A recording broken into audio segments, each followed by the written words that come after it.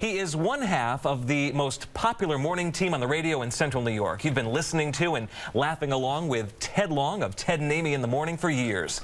He's got a big personality, and until recently, he was very big. Too big, in fact. Then in September of last year, Long took what would be the final step in his years-long battle with obesity.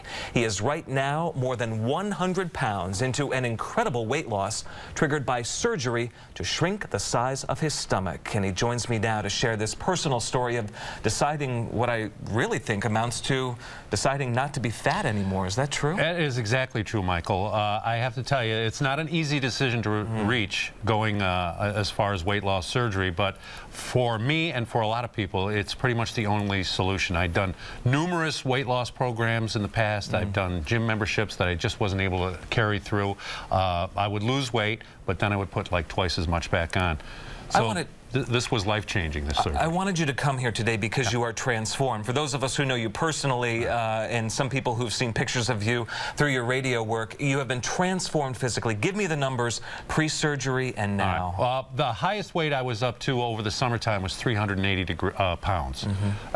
Prior to the surgery, the weekend before the surgery, I lost down to 369, and right now I'm at 258. So I've lost 111 pounds. How much more will you lose? I'd like to lose about another 30 pounds. That'll bring me down to about 228, 230 I would be happy at. Were you always heavy, even as a young man? We called it husky, Michael. When I was young, we called it husky. We did too. They yes. even had the husky genes. Yeah, I'm 6'4", so I was about that tall in 5th grade. But I was always a husky kid, so yeah. To see the pictures of you, and even though I interacted with you, to see the pictures, there's just something that stings about seeing you at that weight. What was the trigger point? Well, doing television appearances certainly, you know, because I don't know if it's particular to me, but I don't think overweight people realize how overweight they are until they see themselves on television or they see a picture of themselves. People can say, boy, you really should watch your weight, but it doesn't really sink in until I think, you know, something happens that just slaps you right in the face. Did people come to you and say, Ted, you're really big? My family and I'm concerned. Did. Yeah, my family did. Friends, you know how people are. They're not going to really come out and say something like that. My coworker Amy was concerned, you know, about my health. But really, I had turned 50. My kids are all in their 20s now. They're going to be starting families soon. I want to be around to see my grandkids. And the way I was going, it was just not going to happen that way. I had a number of medical issues, high blood pressure, high cholesterol, sleep apnea. And my doctor told me the next thing that was going to happen was diabetes if I didn't do something.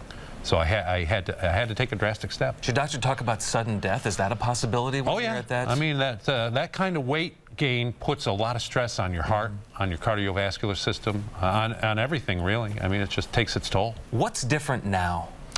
Well, besides everything I can imagine. I have to say, weight loss surgery is not the be-all and end-all. I mean, it's a tool that you can use to get to where you need to be, so that now that when I do go and work out in the gym, I'm getting a lot more from the exercise itself. I was just too heavy before to start an exercise program and have it be effective. I could do, you know, 2 minutes on a treadmill, and that was it for the day.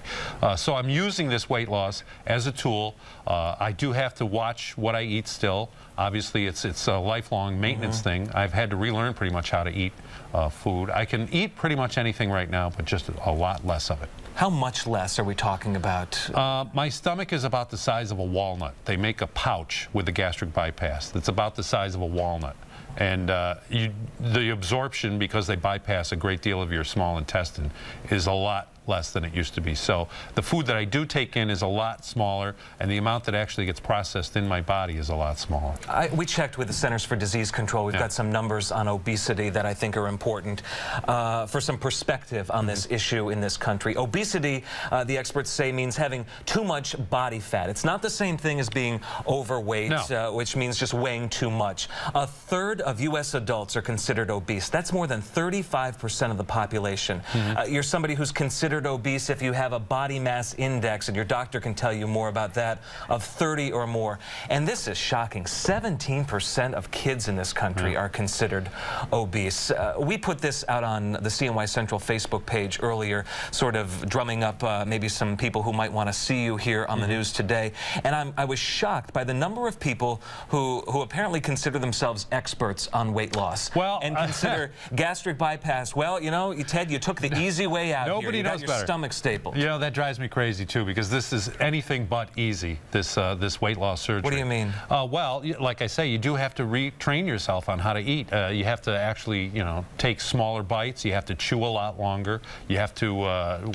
Chew a lot longer, Oh, really? Yeah, because again, your little pouch that they make is the size of a walnut. If you eat food that hasn't been chewed well enough, you're going to make yourself sick. And you only have to do that a couple times before you learn, you know, well, I better slow down, watch what I It's your stomach, as small as it is, training your head as opposed to your head and then your stomach reacting to what you're putting in your body. Exactly. And reaching this decision, like I said, is not an easy thing, because the first reaction people have when you tell them you're considering weight loss surgery, you don't want to do that. Oh, you don't have to. Just go to the gym more. You know, just, you know, go out and But that walk just more. these things were not working for you. You couldn't either. They weren't working for you, or you couldn't make them work. Exactly.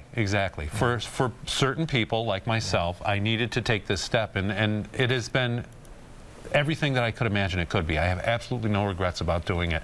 I'm off my blood pressure medicine. I'm off my cholesterol medication. No more sleep apnea. Wow. And the prospect of diabetes is off the table. Off the table. It's an amazing thing. And you had it done at Krause Hospital. I did. Thanks so very much. And I did bring my giant pants, because I know you wanted to see these. These are actually my pants that I had. This is insane. This is insane. You could practically wrap these around you. 14 at this point. 14 waist sizes I'm down. So I mean, it's an amazing thing. And again, I talk to your doctor if you're considering it. Look into it. It really is a life-changing thing. Thank you, buddy. Appreciate it very much. And we have important information about gastric bypass surgery posted right now on our website at cnycentral.com.